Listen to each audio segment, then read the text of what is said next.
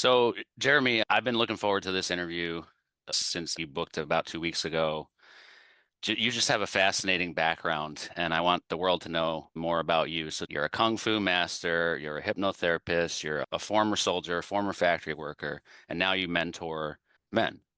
Yeah, and filed bankruptcy and lived in a car in the woods and collapsed a lung twice, have been hospitalized, almost died. Yeah, fantastic. So, tell me, like, what's the common thread between all of those experiences? Knuckleheaded resilience, I think, is the common theme. And what I've distilled it down to really is there's only two things that matter. It's the BS, right? The belief system, the story, and then it's the game, which is the behavior based on the story. Because whatever we tell ourselves about whatever's going on, good, bad, sideways, that becomes our truth. And then that organizes our game, right? If we say crisis, okay. But if we say calling, if we say opportunity, if we say trauma, if we say injustice, right? Whatever the label we give very much begins to control what we believe is possible because we're not going to outperform our identity.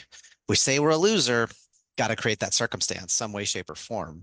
Even if we're not saying it verbally out to the world, even if it's just that internal chatter and all the different, I call them situations because it's messy and complicated. Life gives us the test. And if we survive, then maybe we'll find a lesson. And it's still only a maybe. Because, like, I remember when I was a kid and people would say, that what doesn't kill you makes you stronger. And I'm like, no, you have to choose to get stronger. Because I know a lot of older people who aren't dead and aren't stronger. They're not wiser. They haven't learned. They're just banging their head against a closed door, waiting for it to break down. And so for me, all these different life experiences, I wasn't going to end my life, even though I've danced on that edge before. And is it even worth it anymore? And that's not a one big happy conversation. But there was always something inside me that pushed. There's something else here, dude. Go a little deeper, go a little higher. You ain't dead yet. Let's play. And that's really what's kept me moving forward my whole entire life. Really powerful, really powerful. I talk to people a lot about the concept, and it's similar to you about belief systems, right? And it's two different phrases. I can't or I can, right? And Yeah. if you say you can't, you won't. Um, 100%. It's really hard to outperform your identity and prove yourself wrong. And I can't do that. I'm too young. I'm too old. I'm too fat. I'm too slow. I'm too strong. I'm too weak. I'm too. And it's, I'll show me. I know what I'm. And it's not, that's very rarely how that works, dude. so what was the turning point for you that led you to focus on men's coaching, on men's mentoring, and helping them become better in their marriage, in their fatherhood, and in their business? It's been a slow evolution because I was a problem kid and I had a bunch of stuff. And then when I started in martial arts, I had an amazing affinity for the problem kids because I treated them like they were intelligent and capable, which most often they were. And I didn't have that adult punished for non-compliance need. You are where you are, but what if there was an easier way, dude? And that led from working with the kids to, oh, there's a leadership challenge with the parents because the parents have an idea what they want to do, but they're not communicating in a way that gets momentum and movement with their kids. So we got to change that. So I started doing some parenting stuff. Then I realized a lot of husbands and wives are not on the same page and they're playing from two different playbooks. Gee, I wonder why they're in conflict. When one person says connect when they're stressed, the other one says take a step back and let everybody breathe when they're stressed. Oh, so let's dig in. Now I'm working with parents, and then it became working with them as couples. And then there's so much judgment and there's so much that's pushed onto men that really it doesn't land. And I'll give you an easy example is this idea of be vulnerable. A lot of men define themselves as protectors and providers, and vulnerability when you are protecting or providing is not strength. It's weakness. And it's like I'm exposed and I'm raw and I can be taken advantage of, manipulated, destroyed, not okay. And so trying to tell men you need to be vulnerable is nah, that's not power for me. I'm not going to do that. But if we don't get that inside stuff out, it's lethal. So what do? We create space for men to do four things: raw, real, open, honest.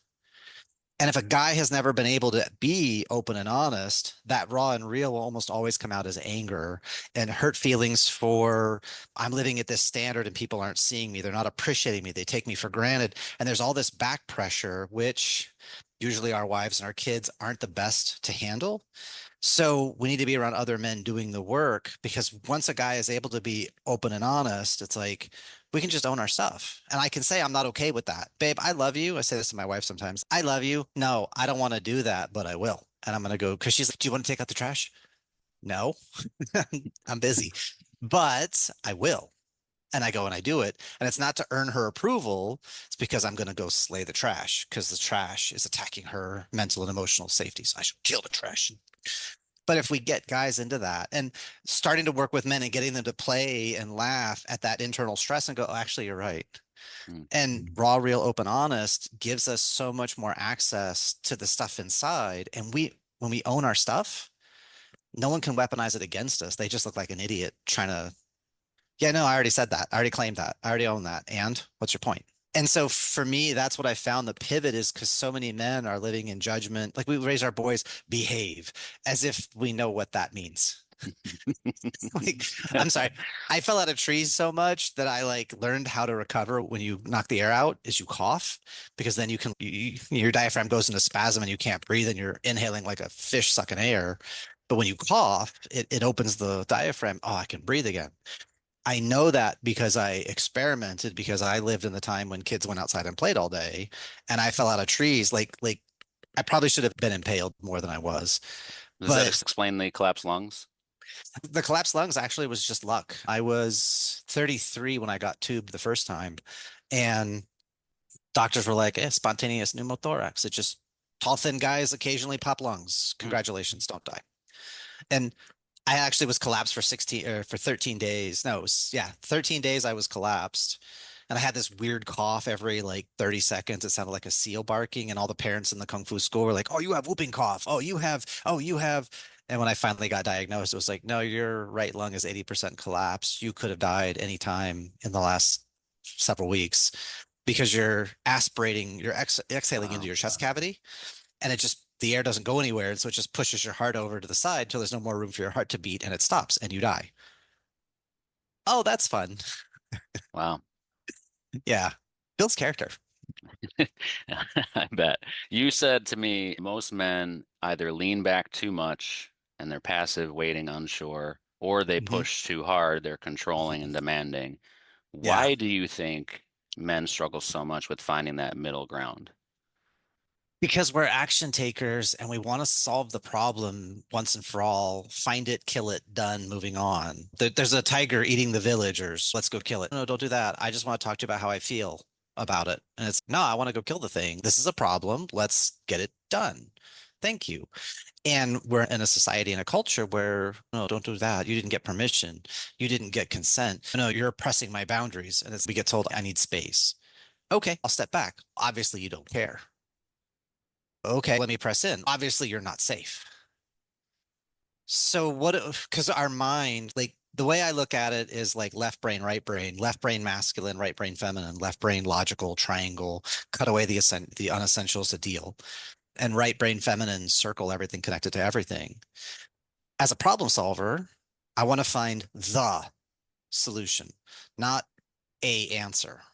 And so because of that, it drives us. And so when we're trying to like figure that out and we have somebody but I don't care what the answer is. I just need a answer. It has to be an answer that I feel good about. I don't care how you feel. I didn't ask you if you wanted to take out the trash. I said, it's time, kid, take out the trash. Let's go. We got to get the house taken care of. Like my wife and I operate where she's, what do you guys wanna? And I'm like, hey, it's time. I'm not getting your permission to interrupt your priorities at 10 years old to do your responsibilities around the house. I'm sorry. Maybe I misunderstood. It's my house, right? I pay the bills. I buy the food. Okay. So we have responsibilities to each other. Now it is your turn. And so but don't be so mean to the kids. I'm not being mean. I'm being direct. I can say it nice and then they don't pay attention. So I have to get closer and I have to get louder because they're visually fixated. I have to break the fixation. And if auditory, in our house, we do anything twice. And then if it doesn't work, change the approach. Not that what we're doing is wrong. It's just, excuse me, sir, ma'am, eyes. Hey, thanks. Time for the trash, please. And so that's where I think for a lot of guys, we're trying to get to duh. Mm. And I don't like that. I don't like that way. I don't feel good about that way. This is the best I know how. And rather than make each other wrong, we can have a conversation about the process. That doesn't work for me. Could you do it this way? Oh, yeah. Love the feedback. Thank you. Of course. Because are you arguing with the people in your life to be right and to win? Or are you arguing for the result or the outcome? And that's where, when I work with people, I ask, what's your relationship vision? My what? Okay, I see why your relationship is struggling. If you don't have a vision to pull, you guys are left pushing each other, which is Mm, willpower and motivation in the moment. And if you're tired, things are going to get ugly fast. 100%. 100%. You mentioned your biggest strength is presence with precision. What does that look like in practice for a dad trying to lead his family? So, presence with precision, your kid's not looking at you and then you're going ballistic. If they're not looking, they're not listening. So, we need to get their eyes. Excuse me, sir, ma'am, eyes over here. Auditory didn't work. You can say it louder. Kinesthetic, you can physically get closer. Visually, you break the line of sight between them and whatever they're fixated on. Gentle touch, not a poke, but like a hand and like a slight down the shoulder kind of thing. Because poke, when you're fixated on something and someone pokes you, it can jolt you too hard. So a light touch. There's ways that we can be more precise. Communication, essentially, for visual, auditory, kinesthetic, conceptual. See it, hear it, feel it, think about it. And so it's, how can I interrupt the fixation, interrupt the pattern? How can I interrupt the moment? Not in a bad way, but just to get attention and engagement. Because if they're not looking, they're not listening. And then, or we've trained our kids, dad's not serious unless he's in the room yelling at me. If he yells down the hallway, I know I've got at least three more times. There's an old Calvin and Hobbes comic where he's like trying to stay outside and he lost a shoe and he's arguing with his mom about, come in, it's dark, it's not that dark, it's dark enough. Oh crap. And so he's doing all the little lawyer back and forth patterns. They're having fun doing the thing they're doing. They don't want to stop. Cool. Appreciate that. I remember being that way, right? Excuse me, sir, ma'am, young lady, young man. I'd love for you to continue, but what needs to happen next is this. Can you help me to get that? And getting them involved, getting them to buy in, getting their acquiescence. Let's play my reindeer games because it's going to come back to you and it's going to make this available. It's going to let you, hey, if we get this done now, then you can have another 20 minutes on your tablet. We can do an extra long bedtime. We can have dessert. What's in it for them Yeah. to play your reindeer games? Yeah, everybody wants to know what's in it for me. It's even our kids, and I think we forget that sometimes. You mentioned another thing I really loved. You say something, and correct me if I'm wrong, but I believe it's frustration, turning frustrations into fascinations. Yes. Talk about that. Yeah. I can't believe you're being so disrespectful. Well, are they being disrespectful or are they being differently focused? Let's walk backwards a step. So disrespect is when, well, respect is when I show that I care, doing things and treating things with positive energy. And the way I work with kids, self-control, then focus, then respect. I don't start with respect Mm, because if the kid's doing that and they're alerting on something over there, that's not disrespect. That something else visually took over their brain and that looks more interesting. All right, cool. That was a focus issue. Their eyes took control of their attention. Oh, that wasn't disrespect necessarily. Because like parents get all bent out of shape and say, wait, so your kid knew exactly what you wanted, understood the importance of it, and then deliberately chose to ignore you over something else? Really? At 7, they did all of that calculation? 17 may be different, but 7? Really? So if we say we're frustrated, our language determines how we feel and what's going on. But if we say we're fascinated, mm. your brain goes, oh, okay. And again, different game. It's fun when you start playing with the tonality. I'm so fascinated right now. I can't even tell you I want to spit nails. I'm so fascinated. I'm curious, child. Tell me more. What is going through your head to make that a reasonable course of action? Because I'm confused and fascinated at how you think. And what I just did in that language is I decelerate myself, right? It's a verbal Mm. kind of pattern of scaling down in the emotional intensity from like a 10 to a 7 to a 5 to a 3. And it's okay, now I'm geared down because as dads, we're allowed to be upset. We're allowed to be feeling some kind of way about stuff. But that doesn't give us license to then unload on someone at our level because our level of power and impact and capability, especially compared to our kids, it's massively different. And they're not ready for that full onslaught of just everything we are. So it's, I love you. I'm so fascinated. I'm going to go for a walk and be back in 10 minutes. And I'm going to calm down my fascination a little bit more there, kid. And you're decelerating yourself, right? You're properly regulating so that you're in an emotional place because I want my kids to be thoughtful and considerate. Probably have to show them how that's done, especially when you're in a stressful situation. 100%. Because they're watching you model and they're going, oh, okay, this is how we play the game. Okay, I could do that. There's a great quote which is don't be afraid your kids ever listen. Be afraid your kids are always watching. Yeah, Because it's and they are. ugh. Yeah, yeah, I love them. How does a dad know or tell that he's leaning too far in or too far back or pushing too hard? How does he identify that? Biggest thing is watch the feedback you're getting from your kids because are they excited? Are they leaning into you? Are they wanting to play your reindeer games? Or are you getting constant resistance? Or are they like giving up super quick? Because if you're going too fast, if you're pushing too hard, right? Part of that, just the whole concept of pushing as dads, right? As leaders, I say this to business people I coach, you can't push a rope. And so if you have to push your team, if you have to push, your vision either isn't big enough or it's not being communicated in a way that motivates your team to want to pull, right? So leaders pull, followers push. Good followers push forward, bad followers push backwards. What they haven't done is they haven't quit the team, right? And so when you're getting that resistance, you're getting that pushback, if you're open to it, that can be feedback on what do I need to change? Where could I implement differently? How could I communicate differently? And it's really that if you're open to it, everything your kids do, everything your wife does, it's all feedback. Right. You guys are both alive, right? Okay, cool. So you can still change the game. Cool. They're just not feeling warm, big, happy about that particular approach. Doesn't make it wrong, doesn't make you wrong. But is it, do you want to be right or do you want to get your result? Because what you're doing is not getting you the result suggests change the game, change the approach. That's not bad. It's not wrong. Your kids aren't you. And their motivational strategy and yours, it may be different. So calibrate on that feedback, pay attention to that feedback, play with that feedback. Yeah.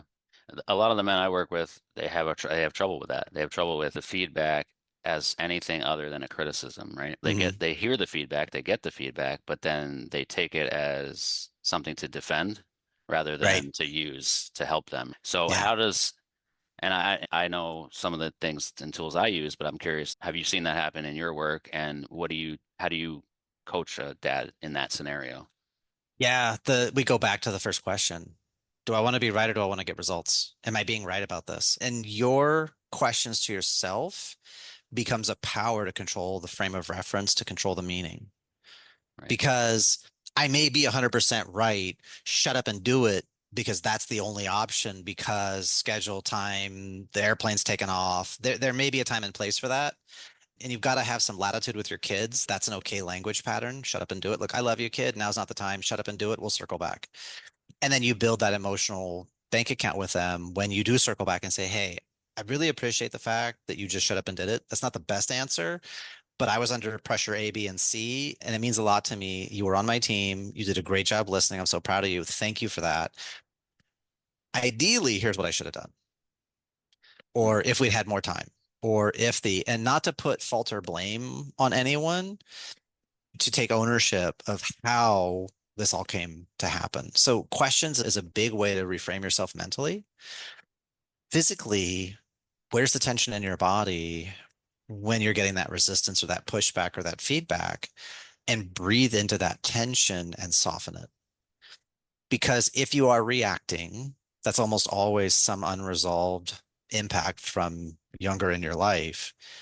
When you're fully healed and fully integrated, you take ownership and you have the ability to respond, like response ability. So when you find yourself reacting, that's a flare going off to you should have your own self and be like, oh crap. Because that's part of my life as a martial artist. When you have a tell, people hit you. They tackle you, they choke you, they sweep you, they knock you down because you have an opening, you have a predictable pattern that they can manipulate. So if your kids and you are getting into the same thing, if your wife and you are getting into the same thing over and over, oh, I have a gap somewhere. And it's that space to be open, and it's having community around him, guys that he can go to and say, all right, guys, I'm getting my butt kicked. Me and my kid are getting into this fight over and over. My wife and I are getting into this fight over and over. I'm obviously missing something, but he's got to give permission to people to give him feedback. And same thing with his kids. Hey, your job is not to coach me, kid, until they're 9 to 12 and they start developing more of their mind. And then you build that. Hey, kid, I need your feedback now. You're getting smarter, more capable. So what I need you to do though is I need you to say, hey, dad. And I'll say, yeah. And then you'll say, can I give you some feedback? And I may say yes. And I may say, not right now. I may say, this is not the time and place, but I do want to hear it. And I may say no.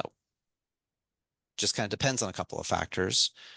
But because we're building something between us as you grow towards being an adult. So you're the first you have ever raised. When I do it again, I'll do it right. Until then, I'm probably going to chunk some stuff up. And just that conversation, if you give the consent to get feedback, it's easier to take that tension down. But it's that in that moment of, I don't have time for this. Oh, okay. Why do you feel you don't have time for this? Why do you believe? Why do you know? Why do you see that? What are you seeing? What are you hearing? What are you feeling? What are you realizing to arrive at, I don't have time, which is a story. Yeah, I love that the first feedback you get is actually from yourself, from your how you're feeling in your body, and being able to pay attention to that Mhm. initial feedback is critical because if you chalk it up to no big deal or you stuff it down like a lot of men like to do, that's Yeah. you're just ignoring the feedback you're already getting. So the first feedback is from yourself. Yeah. I call that the jelly donut model. What happens when you put a jelly donut under pressure? It spurts just sideways. And that's the stuff that comes out. We are under physical, mental, emotional, social, spiritual, financial pressure. When we're feeling squished down, it's going to come out sideways, some way, shape, or form, and usually on people who don't deserve it or can't do anything to fix what's putting us under pressure. And that's not fair. So it's just realizing that tension going, I'm feeling. And that's a big language pattern you can use for disassociation. I am angry. I am feeling angry because Right. now you are happening before the feeling state. I am is identity. And then your unconscious will operate along certain lines. I am angry. I am furious. I am feeling. And just that creates a gap, right? It's not that I have anxiety, identity statement. I am feeling anxious. Oh. So what are you anticipating in the negative? Because usually when people are anxious, they are anticipating something in the negative, and it's something in the future. And they're trying to come up with every single possible answer to solve it ahead of time, and then they're exhausted. I wonder why. So it's as we look at that process, that's why I talk a lot mental process versus mental health, mental illness, because I have yet to meet the one perfect mentally healthy person, the standard against which all the rest of us are judged. I think everybody eats, everybody poops. We all have ish to deal with, physical, mental, metaphysical. So it's mental process. You're gearing yourself, you're getting yourself someplace. Cool. Isn't that interesting? And so that first filter is, I'm not feeling good about this. You get to say that. It's okay. You don't have to feel good. And we can still do the thing because that's what needs to happen. And that's just that ownership in the moment can be freeing because so many people make themselves wrong for what they think or what they feel. It's just a thought. It doesn't make it true. Do you want it to be true? What else could it be? And that's how we begin to we open the frame, open the interpretation, because there's millions of other things you could interpret in any given second if you chose. Oh, I have the ability to choose? Sure. Someone's yelling at you. Is that because you did something wrong? Is that because they're scared? Is that because they're mad at you? Is it because they don't feel heard? There's four interpretations for someone raising their voice. And that's in the space of not even a quarter of a second. Just, oh, yeah, four possible permutations. There's more. There's way more. Yeah, exactly. Yeah. Yeah. You have a book called Lead Like a King. And in the book, there it is. You talk about turning respect, admiration, and connection into a natural way of life. What is and I'm sure this is going to be an oversimplification, but what's the first step for any dad who feels disconnected at home from his wife, from his kids, to take if he wants to just turn that respect, admiration, connection as a natural course of his life? Yeah, the first step is always awareness because you cannot address something of which you are unaware. Jung has a great quote. He said, as long as things live in the unconscious, they will control our lives and we call it fate. And so just the awareness of, I don't like this. I'm not okay with this. I don't like this tension. I don't like this stress. Did you get married to have a power trip and stress and drama and argument back and forth? And I always have to clarify that and ask that because I don't want to make assumptions. Because some people, yeah, actually, that's my model of love. If we're not yelling at each other and jealous, then we don't really love each other. Oh, that's an interesting model. But we start with awareness. The second thing is acceptance Yes. because whatever you resist is going to persist. And if you're making something wrong, it's really difficult to change it because your internal judgment creates unconscious resistance in everyone else. Listen up, numbnut. You're so ignorant and stupid. I can't believe you would even think, blah, blah, blah. We got to do it this way instead. Even if you don't say it, it's in your body language. It's in your tone. It's in your internal tension because I hate the way we're living. I hate the way this is going on between us. It's really hard for people to embrace when you're a porcupine with quills out and claws. And so it's like it or don't, it is what it is, right? When you're fighting, like physically in martial arts, and someone punches you, I don't like that. That didn't happen. You didn't punch me. Dude, you were open. I'm going to punch you again. I know how to create the circumstance for you to give me the opening. I'm going to hit you all day long and you're never going to stop me. So you got to accept that reality. There's got to be something I'm doing to create this. And once you begin to accept it, now you have the power to actually affect change and growth. So I want there to be more love and respect and admiration. Cool. How much love and respect and admiration are you giving to your family versus entitlement, obligation, and expectation? You're my kid, you have to. You're my wife, you have to. Okay, then they throw that back at you. You're my dad, you have to. You're my husband, you have to. Does that feel good? When someone believes they have a right to your time, your energy, your resources, your feelings, your thoughts, your strength, your capability, that they're just entitled and you just have to roll over and give it anytime they want, usually not a great feeling. So, from awareness to acceptance, now we begin to appreciate where we are and where other people are. And appreciation two ways. One is gratitude, like thanks for the feedback. But more important, to have rapport and create flow with each other. I know what that feels like. I have felt something similar. And that's the doorway into the ownership and the responsibility. That's the door into empathy because it's, oh, I know how that feels. I'm so sorry I made you feel that way. And that's ownership because now you're owning the impact because it's almost never the thing we're doing.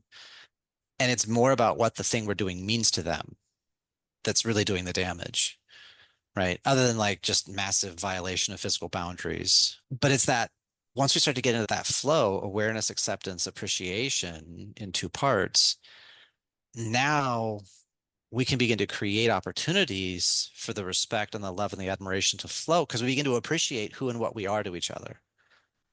I was just joking with my wife this morning. There was a part of my life I never would have imagined that I'm like sleeping next to an amazing woman who dotes on me and loves and adores me. And I've got a kid who's 75% respectful and responsive because she's 10. It's like I never would have believed this would have been my life like 15 years ago. And here we are. We've been married 11 years. And this is so cool. But I do that on a regular basis where I appreciate where we are, right? The beauty of having a lung collapse twice and being in the hospital 11 days the first time and six the second, every night when I go to bed, there's no tube in my side. There's no oxygen cannula. There's nobody checking on me every 2 hours. There's no machines going ping. And I'm not getting hit with my Vicodin and morphine every couple of hours to numb the pain. I get to wake up in my own bed in the middle of the night and I got a cat stepping on my head. I could be mad about that, but I'm not in the hospital. I can just get up and go to the bathroom. I don't have to unhook tubes and all this crap and carry the thing with me. So being in that place of appreciation, that's because then when we're feeling it, we can begin to create it and share it with our family and get them to start flowing back to us too. But if we're demanding, you should be grateful to me. Really? Yeah. There's so many things that men, women doesn't matter that people think they have to get from someone else Mhm. that they can actually give to themselves. That's what you're talking about here. It's Yeah. begin that positive feedback loop yourself. Start giving of yourself. And that doesn't mean be a pushover and accept never receiving, but Right. starting that positive feedback loop. And the thing you were talking about prior to that, where you get stuck in a cycle, I call it the blame and shame cycle. It's Hmm. like Hmm. you get the feedback, then you want to blame someone.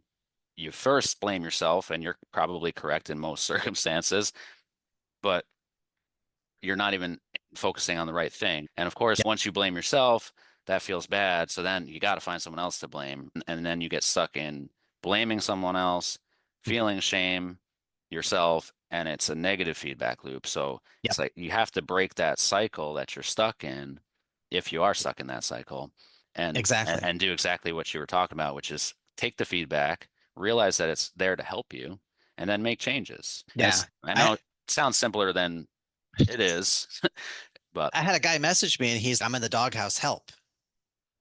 Okay, cool. Tell me more.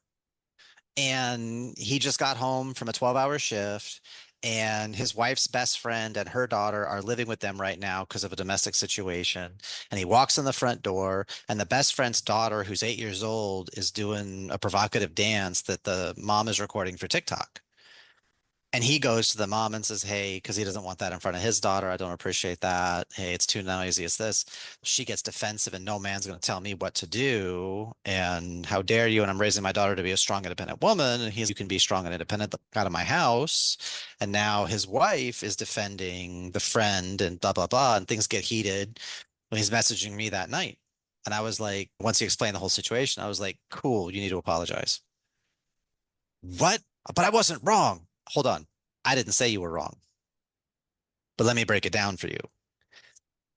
Best friend is in a domestic situation. You guys are a place of safety and shelter. The daughter was doing stuff. You came in after a 12-hour work, probably didn't do a great job decelerating and transitioning from work mode into home mode. So you probably came in a little hotter and heavier than you might have meant to. Yeah, maybe. Okay, I appreciate the ownership. So rather than talk to your wife, you talk to the friend directly, probably a little more heated, which then embarrassed your wife. And now your wife has to defend the friend and her daughter against you. So she's stuck in the middle between the two of you. And more than likely, because she's with you guys with a domestic situation, she's already extra keyed against men. So she's already on the defensive. So you need to apologize, not for what you did, because you're not wrong in any of that. The way you handled it could have been more finessed, but you made them feel unsafe and they had to fight with you because they didn't feel safe. And that's what you're apologizing for. And you apologize to your wife privately, one-on-one, directly first. And I gave him a script and he was like, this makes sense because it's not about what you did. You could have talked to your wife and then the two of you could have done something with the friend and your wife as the liaison and bridge versus you came in hot and heavy and this is my house and I just worked a 12-hour shift and I'm paying for everything here. And you're not wrong in those things, but you're so solid in your own frame of reference. There's literally no room for them to breathe or exist without fighting. mm, And so he went and apologized to his wife, and it was, hey, I've had some time to cool off, and I just want to say I'm really sorry that I came at it the way that I did. And I'm sorry I made you feel this. I put you in the middle, and I probably made her feel this way, but more important, I made you feel this way. That's 100% on me. That was not my intent. I'm not here to justify or rationalize. I'm sorry that happened. I'd like to make this better and so that you guys all feel safe, which immediately dropped his wife's walls because then she got to own her side of it with him of, yeah, I did feel like I was stuck in the middle and I did have to defend my friend, but you're not wrong. I don't want our daughter to see that kind of stuff either. And I'm stuck. And so they ended up having a really cool conversation. Then the two of them talked to the friend. The whole situation got smoothed over in less than a day. And it was awareness, acceptance, appreciation, and then ownership. And once he got to that mm, ownership, now he can respond instead of react. And now different dynamic for all of them. Or men are such a-holes, and the daughter's watching the mom fighting with the best friend's husband, and what's her belief system and what's the patterns she's building up in the games she's creating. We get to move all of that in a healthier place because nobody was wrong in what they were doing, but they were crashing energy. because they were so solid in their own place. And if we, like you said, if we can give people what they need to thrive, suddenly they have it available to give it back to us. And you can't control what someone gives you, but you can always control what you give someone else with awareness and acceptance and appreciation. Yeah. Yeah. Yeah. So good. So good. You sent a stat to me that I was unaware of. 10 divorced dads a day are ending their lives, Yep. with divorce often being that triggering event. What is one message that you want men to hear if they're feeling that they've hit a dead end? First thing in the United States, you can call 988, which is the new national support for mental and emotional stuff. So like 911 for physical emergencies, 988 free anonymous 24/7 support. If you're on that edge of permanent exit and you're scared, you don't want to do it, you need someone to talk to, cool. Call 988. That's always the first thing I put out because you're only as alone as you choose to be. There is support available, but you have to ask, you have to start the ball rolling, right? The second thing for men to realize is if you take a permanent exit, your kids are 40% more likely to make the same course of action in their lives. And if they don't take a permanent exit, then they're looking at drugs, alcohol, porn, risky behavior because their self-worth drops. My dad couldn't handle life. How am I supposed to? Or my dad didn't care enough about me to stick around. Why should I? And so if a guy is on the edge, dude, you're allowed to feel everything. And I want you to know, reach out. There are people who will listen to you. It doesn't make you weak. Sometimes we think holding on makes us strong. Sometimes letting us go is actually the stronger thing. And one of the models I teach all the time is reason, season, lifetime. And reason, you got somebody's life going horizontal, somebody else's life going vertical, and they crash. That makes a plus sign. Maybe we came together to have this experience for a reason. Maybe it was for your kids to be born. Maybe it was for you to come to a final realization about where you need to grow and change. Second, there's a season, which is two backward parentheticals, two lines align, two lives align for a while and travel together and then separate. Maybe this marriage was just a season. I thought it was forever, but really it was just a season and it's time to let it go. It's time for me to grow and to become something new because when you hold on, you can't receive anything else. But when you open, now things can change, things can flow. And maybe there's a lifetime lesson here. And it's not about, I can't trust anyone, I can't believe anyone. It's not the defensive side. Maybe it's to understand what love really is about and to be open and go find what real love is in a sustainable way for you and for other people. Maybe that lifetime thing is, I'm going to be in my kids' lives for a lifetime. I'm not sure what container that'll take or what shape that'll take because you deal with issues like parent alienation. The kids are being weaponized against one of the parents.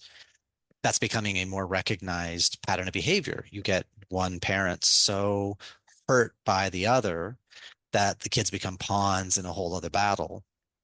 There are support groups for that. There are men and women who are going through that journey. You, again, you do not have to get it alone. Isolation kills. Get people, get support, get connected. And yes, it'll be uncomfortable. Yes, it'll be scary. Yes, you can't control. Take a deep breath. And what I can tell you is when you do the work, the light at the end of the tunnel is not an oncoming train to run you over. It is a bigger, brighter, bolder, bigger future. And you will learn and grow so much through that journey. It will make you a better father. It will make you a better husband if that's your choice and your path in the future. It will make you a better man, but you've got to stay the journey. You've got to walk the course. And again, you don't have to do it alone. That's the biggest thing is we have to talk about the struggles that men go through because so many men think, well, that nobody else has this. I'm the only one. And it's nah, dude, I had really bad stuff happen to me at 5 and 6 by adults and by kids that pushed me to a place I can't trust anybody. So at 7 years old, if I lose this game of tic-tac-toe, part of me thinks I'm going to die. So my level of intensity was either I win or I don't play at all. There's nothing in between. And at 7 years old, all the kids are leaning backwards and scared because I'm a freak and I'm a monster. And it's, oh, I got to stop this. It's too much. So I learned to become a chameleon. I learned to hide to protect myself and to protect others because Being too out there is dangerous. So how can I become invisible? It's the safest strategy. But that doesn't serve me, right, in the long term, and it diminishes the light that I am and what I'm able to give. And so for guys that are in that place, dude, I'm sorry that happened. I've got a playlist to support guys. There's a bunch of videos that I did that are out free on YouTube. I make that available. I have guided meditations when people are being overwhelmed by their emotions. There's resources, and we got to talk about it. Podcasts like yours to increase exposure, to create bigger conversations. This is what's necessary to keep men from taking permanent solutions, because at the end of the day, it's BS. It's a belief system. It's a story.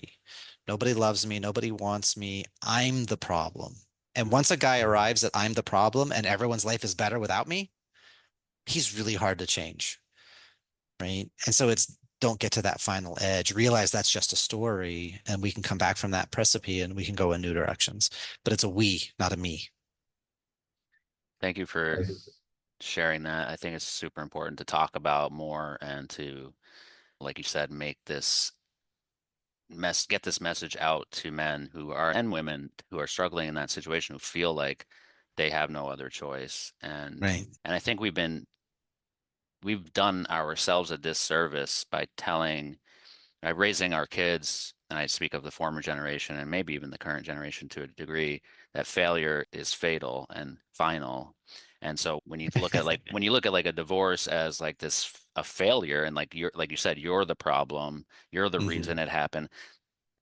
I think it's important to step back and really and have resources and have people help you step back to see like the bigger picture, right? Because when you have two people involved in a relationship, there is, I would say, no way that it's just one person's fault that it didn't work out and last forever. And it's not a Right. failure. Like you said, what was the reason? What was this? Why did it happen? There's look for that. There has to be something good to take out of it. Find that Right. and then move forward. Yeah, if you can find, see, the recencies and lifetime are three different types of stories that you can choose to tell because nobody gets to decide the meaning for the events in your life except you. But that requires awareness and it requires choice, acceptance. You have to decide, no, I'm going to decide the meaning. There's a phrase when we start getting into mindset stuff, and it's like everything happens for a reason and it serves me. And that's a positive statement, but in my world, that's passive. And I'm not a big fan of it because the magic, the reason, at some point, the wisdom fairy will twang me on the head and I will understand. But until then, I must soldier on and struggle through. And I'm like, nerf that. I can find the good in any situation, right? Because once I decide I can find the good in any situation, it's more powerful, it's more proactive, and it's a shorter time frame, right? And it's like I can find the good in any situation. Everything happens for a reason. It serves me. Okay, what was the reason? I don't know yet. Okay, when will you know? I don't know. Okay, cool. How's that working for you? I don't know. Okay. If we could find something good, what could be something good? Nothing's good about it. Okay, write that down. Nothing's good. Okay, so what else could it mean? And we sit there and we hammer on this question of what does it mean? What else could it mean? This is how we begin to start neutralizing and start to actually turn experiences into the positive because the meaning is subjective, arbitrary, made up. There is no absolute meaning except the one you decide to give it. Mm. And that's where your power is because it's feedback, right? Now, you could talk MGTOW and red pill and incel and go that direction. And you can make women are the evil and they're this Machiavellian monsters. And it's, gee, I wonder how healthy that is for finding a woman that you love and respect and admire who wants to give to you when you're so busy judging the entire species of women. But realize you doing that to women also then makes it okay for women to do that to all men. So by you extremalizing on one side, you're now also creating the exact same thing you don't want on the other side. How's that working for you? And it's like people are using loss to, I'm just not going to care because if I don't care, then I'll never be hurt again.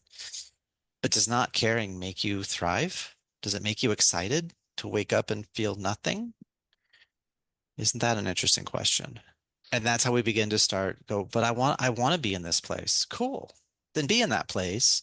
And then we've got to have some strategies to find people that are in that place with you. And I dated a lot, but I met and married my wife in 6 months, and she's way too young for me, which is great because I'm way too old for her, but I'm immature. So it's perfect. I love what you said, like not caring, like how's that working for you? I have a confession to make. So my wife and I have a guilty pleasure. We watch the show Love is Blind. I don't know if you've ever seen it, and I'm sure some of the listeners have, some haven't, but basically the idea is you get married in 3 weeks or something like that, and you meet each other without seeing it. You agree to marry the person without seeing them first. So the whole point is you fall in love based on who they are on the inside versus what they look Right. like. Yep. Cool premise, interesting storylines, interesting people. But one of the things that happened this season was there was a gentleman who was dating, agreed to marry the woman. I can't remember their names. And they got out of the pods.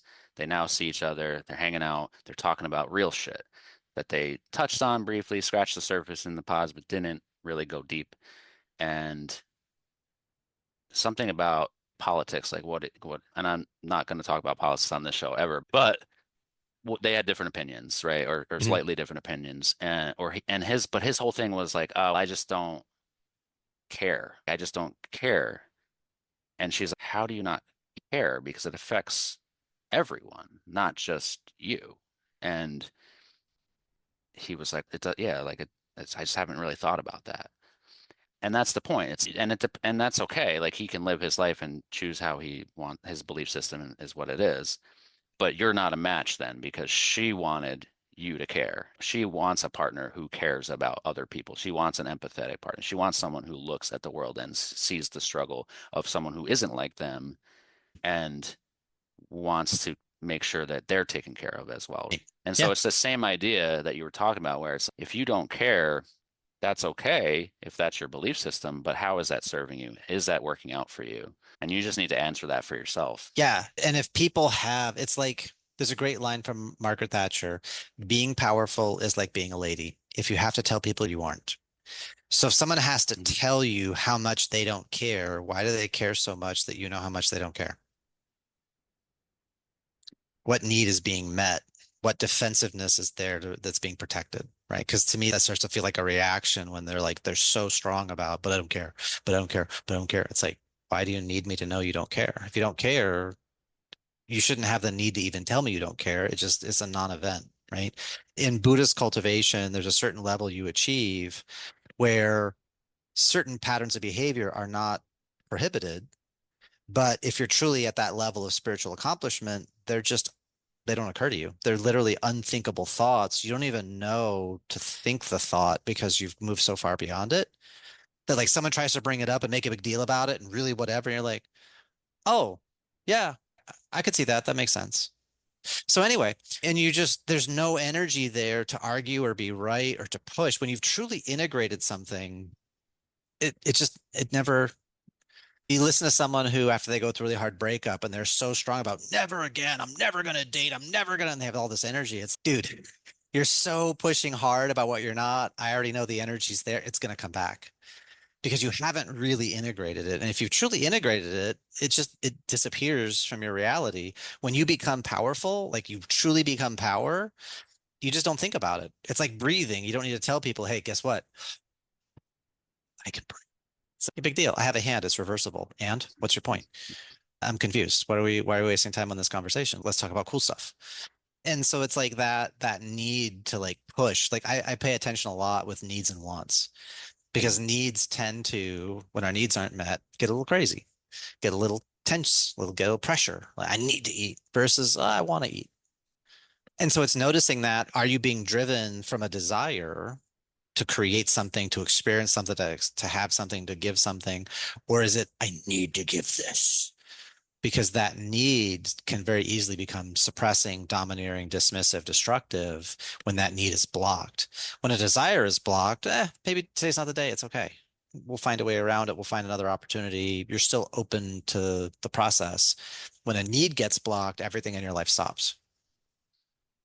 And it's like recognizing that level of reaction we talked about earlier with dads getting the feedback and your kids are disrespecting and pressure. It's, oh, do I need them to listen to me or do I want them to listen?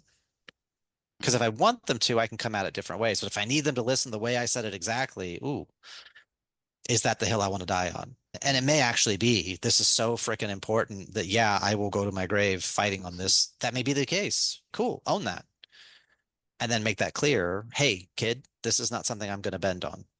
And that scenario that you're talking about is very, at least for me, in my experience, is not often the case. It's often the want. It's often I want them to listen. And so Yeah. I love how you, and I'm going to use this in my own life. So thank you. The frustration, the fascination, like I talk about curiosity a lot, same idea, right? It's like, how can I get curious about how I'm feeling and Mm, what does it mean? And can I get fascinated about why are they saying what they're saying or doing what they're doing or Yep. ignoring me?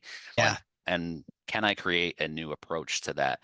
The other thing I wanted to say, because I know we're running up on time, is we talked a lot earlier about anger and how men are almost conditioned to only be allowed to feel anger and not so much their other emotions. So I think learning emotional vocabulary for men is super important if they haven't done that work. But I Mm, love the quote, and I forget who said it initially, and it's something like anger. I sat with my anger long enough and realized I could call it grief. yep. And I think that's really like powerful for everyone to realize like your anger truly is I believe it's grief. I believe it's some unhealed part of you from maybe your Mhm. childhood, from maybe a past relationship, something internal going on in your world. And not to say you can never be angry. We all get angry. It's a normal emotion. Right. There's nothing wrong with In and of anger with in and itself. of Yeah. itself. It's just how you then manage that anger and use the anger to then be fascinated about it. Why am I angry? Yeah. So one of the processes I do, we deal with several negative emotions. And really, it's learning how to integrate it and release it. Usually it's one conversation and we go pretty deep. But basically, the way it works is you have anger sitting on one side, and then you have sadness, fear, hurt, and guilt on the other side. And anger is the fastest way back to power when you feel disempowered. Because when you're locked in sadness, fear, hurt, or guilt, it's disempowering. It's hard to be proactive and react and responsible and dynamic and all these wonderful things when you're in the sadness, fear, hurt, guilt. So anger is rocket fuel, back out. Oh, it's your fault. You did this. And it's such a quick way to get back into strength and power. But it's a defense mechanism, right? It's Mhm. the warrior coming out to play to protect the deeper squishier bits. But when we appreciate the anger, when someone's getting angry, is that because they have low standards or high standards? Is it because they don't care, they do care? Is it because they feel like the power is outside in the world or the power is inside themselves and it's being blocked in some way? I had a kid that came into my martial arts program and his parents scored him 2 out of 10 on temper control, and that's what he was there for. And in 3 months, we took him to a 7 out of 10 because I help them understand here's the benefits of what anger is. And it's really about he does care, he does have high standards, he does have a very strong internal locus of control, but he's being blocked and being frustrated by certain stories. He doesn't know how to get out of the emotional explosion. So it's okay to be upset. It's okay to have passion. What are we aiming at? And when it's consumptive, when it's I'm at fault or someone else is at fault, it's like, there's no fault. Is there a mismatch in the game that we're playing? Because if I have a set of rules, you have a different set of rules. That's not fair. You're cheating. No, my rules allow this. Your rules don't. I'm not cheating. Just have different rules. Mismatch in game. So once we begin to understand where the anger is stemming from, and then we can get into the sadness, the fear, the hurt, the guilt, we can resolve the real piece that needs to be dealt with and learn and let go of that emotion. Now all that starts to feed into there's less of that need for guilt and shame and fault and blame. That's what opens the door to be able to take ownership because you're not projecting your stuff into somebody else. My wife is upset. My wife is upset. My first thought is not, I did something wrong. My first thought is, she's allowed to feel what she feels, comment. And then I don't ask, why is she upset? What is making her upset? Her belief, her story, her experience, her stress, her fatigue, her hunger. So, what's and hows will put us into a more structured strategy. Oh, it's a checklist. Why? I don't know. Someone licked all the red off their candy when they were 5, and they've just never forgiven the world for it. And so why can very often keep us stuck in story and beliefs and justifications and rationalizations. And I'm like, but what's going on? And what do you want different? And how do we get there? And my clients see very quick change because I have completely different questions. I honestly, a lot of it, I don't need the why except to understand how you're organizing your world, because then I can ask specific questions to begin to shift the meaning and the interpretation to make it more powerful, right? Why is my wife disrespectful? What do you mean? She yells and slams things. Is that disrespect, or is that she has high passion? And she communicates auditorily and she gets loud because when you care, you get upset. And every time you stay calm, cool, collected, she feels like you don't care, which makes her get more passionate and more loud. Isn't that a fun game? So I want to do one more thing, and I've never done this on this show before, so I'm hoping you're game for it. I know like one of the things that you talk about a lot in your work is playfulness. So I thought it might be fun to do like a set of rapid fire questions. So Go for it. Ready. yeah. 12. Kick him in the knee. All right. So what's a dadism you swore you'd never say, but now you do say it? I pay the bills around here. If you could instantly master one dad's superpower, what would it be? Oh, God. I've got so many that I've already mastered. Or what is one that you would have said maybe years ago? When I was younger, I would have said, make my kids feel heard. My dad, raging extrovert, and I was a lot in my head about stuff. And then, oh, you're playing the yes, but game. And he would shut off communication because I was rationalizing and justifying.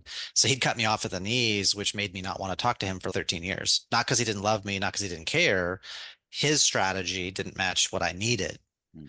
And so being able to adapt myself to what my kids need or what my wife needs, freaking primo. And I never thought I would have gotten that when I was even in my 30s. I never would have thought that. What's the best bad parenting advice you've ever heard? Remove fork before chewing. Finish this sentence. More dads need to. Appreciate what they have. What's the weirdest thing your kid has ever said to you? My daughter was 3 and she was eating French fries and she had, oh, it's a mommy French fry. Ooh, it's a daddy French fry. Ooh, it's a baby French fry. Oh no, my baby. What's one non-negotiable every man should have in his relationship? The ability to get directly honest and not be made wrong for it. Not as a weapon, but just, lady, I need you to hear me. And then she shuts up and stops and she's fully present with him for him to say what he needs to say. What's your favorite martial arts movie? Ooh, probably Fist of Legend with Jet Li. If Father had a theme song, what would yours be?